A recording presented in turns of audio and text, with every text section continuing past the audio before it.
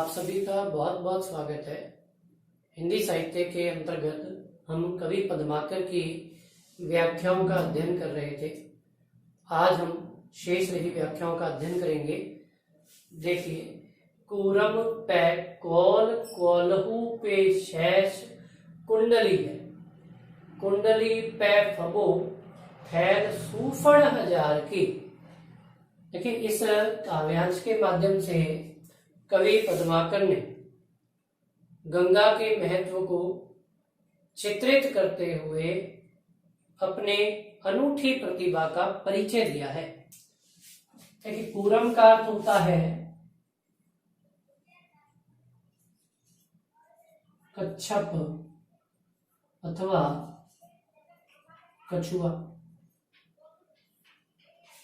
कूरम पे कौल, कौल अर्थात वराह अवतार।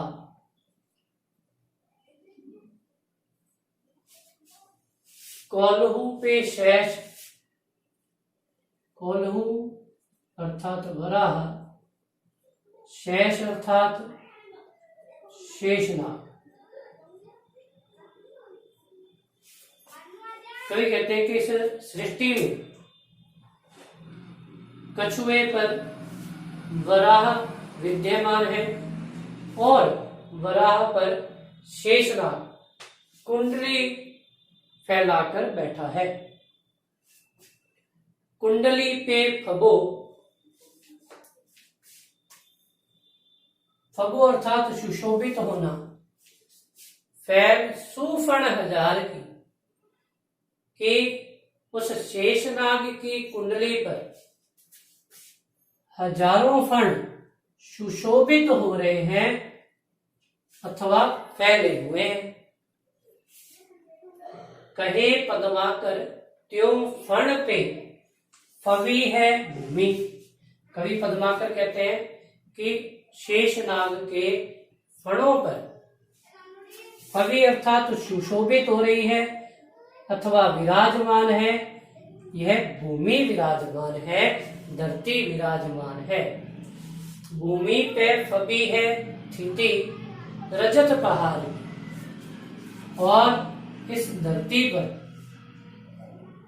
फबी है अर्थात सुशोभित हो रही है, शोभनीय हो रही है। स्थिति अर्थात स्थिति, रजत पहाड़ अर्थात रजत पर्वत अर्थात कैलाश पर्वत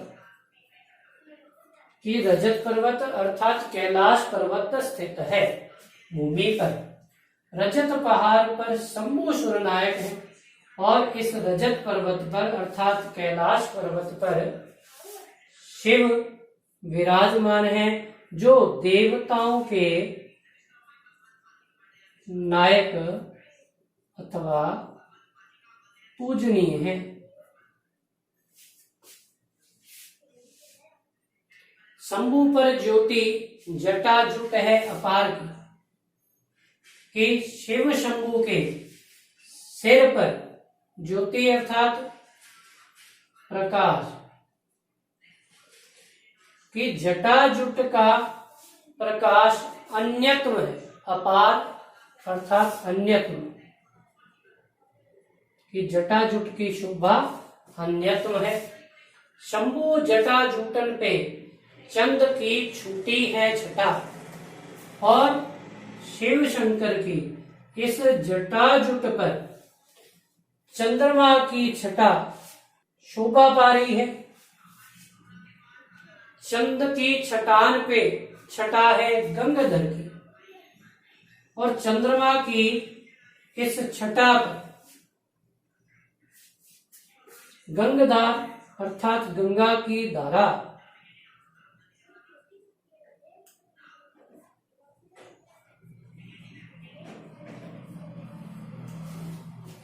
दिखाई दे रही है, शोभा प्राप्त कर रही है। देखिए, प्रस्तुत जो ये काव्यांश दिया गया है, इस काव्यांश के माध्यम से कवि यह अभिव्यक्त करना चाहता है कि इस संपूर्ण सृष्टि में गंगा का महत्व सबसे अधिक है, क्योंकि प्रभु शिव ने भी उसे अपने मस्तक पर सबसे ऊपर स्थान दिया है। देखिए, कैधो तेहू लोक की श्रृंगार की विशाल माल।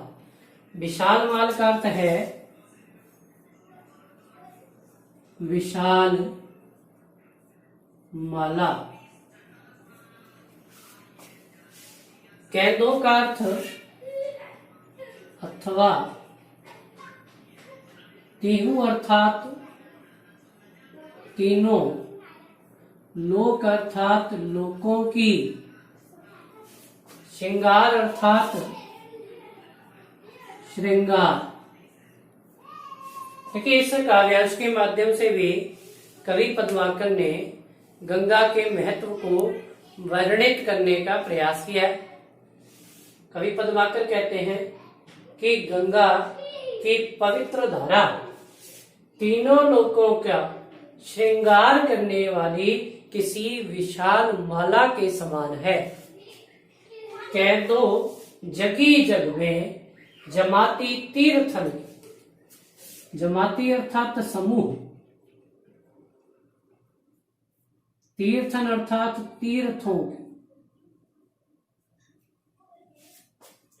अथवा इस संसार में गंगा की धारा तीर्थों के समूह का प्रकाश है।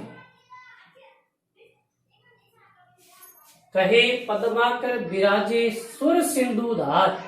अभी पद्माकर कहते हैं सुर सिंधु अर्थात गंगा,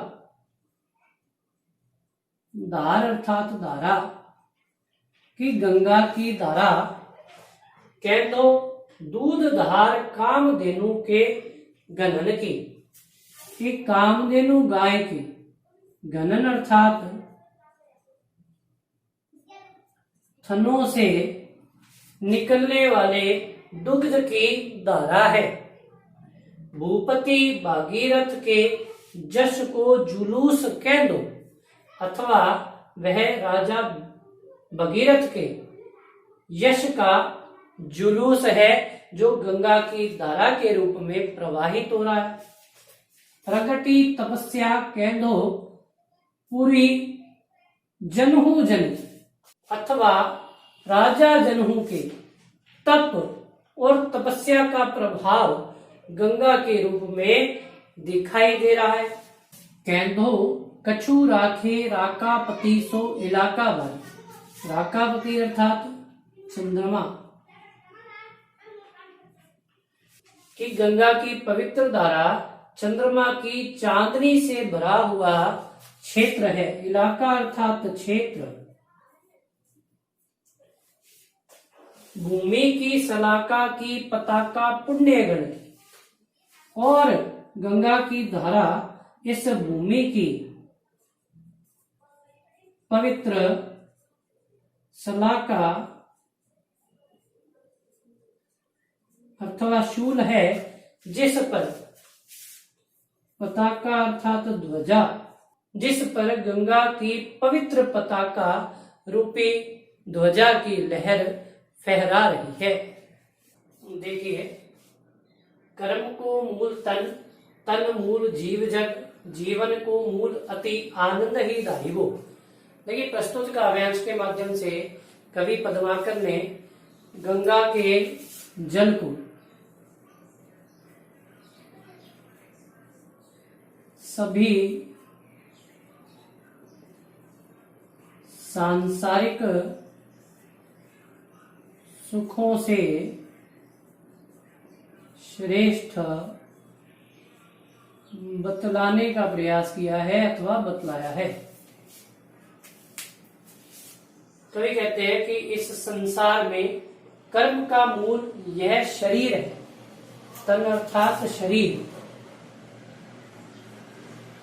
और शरीर का मूल जग अर्थात संसार, कि इस संसार में शरीर का मूल जीव अर्थात जीवात्मा है, क्योंकि जब तक जीवात्मा इस शरीर में विद्यमान रहती है तब तक यह शरीर सचेत रहता है। जीवन को मूल अति आनंद ही धारिभु, और इस जीवन का मूल अति अर्थात अत्यधिक, आनंद अर्थात प्रसन्नता, दारिबो अर्थात धारण करना, प्राप्त करना, कि इस जीवन का मूल अत्यधिक आनंद को प्राप्त करना है। कहे पद्माकर, कवि पद्माकर कहते हैं जो आनंद को मूल राज, और आनंद का मूल, अत्यधिक आनंद का मूल राज अर्थात राज्य सुख है। राजमूल केवल प्रजा को भोन गरीबो, और राज्य सुख का मूल प्रजा अर्थात जनता की, भोन अर्थात घरों को, गरीबों अर्थात सभी प्रकार की सुख संपत्तियों से भरना है, अथवा उनका भली प्रकार से पालन पोषण करना है। प्रजा मूल अन्न सब, और प्रजा का मूल सभी प्रकार का अन्न है, अन्न को प्राप्त करना है। अन्न का मूल मेघ है, अर्थात मेघ वर्षण होने पर ही अन्न उत्पन्न होता है। मेघन को मूल एक यज्ञ अनुसरी को, और मेघों का मूल यज्ञ का अनुसरण करना अथवा अनुष्ठान करना है। यज्ञ को मूल धन, और यज्ञ का मूल धन है, क्योंकि धन के माध्यम से ही यज्ञ करवाए जा सकते हैं। धन मूल धर्म, और धन का मूल धर्म है। अरु अर्थात और धर्म मूल गंगा जल बिंदु पान करीबो, और धर्म का मूल गंगा के पवित्र जल का पान करना है। अर्थात कवि ने सभी प्रकार के सांसारिक सुखों से श्रेष्ठ गंगा के जल का पान करना और उसकी पवित्र स्तुति करना बतलाया है। आशा करता हूं कि आपको कवि पद्माकर की व्याख्या भली बातें समझ में आई होंगी। यदि आपको यह भाग रोचक एवं जानकारियों से परिपूर्ण लगा हो तो चैनल को लाइक और सब्सक्राइब करना ना भूलें। धन्यवाद।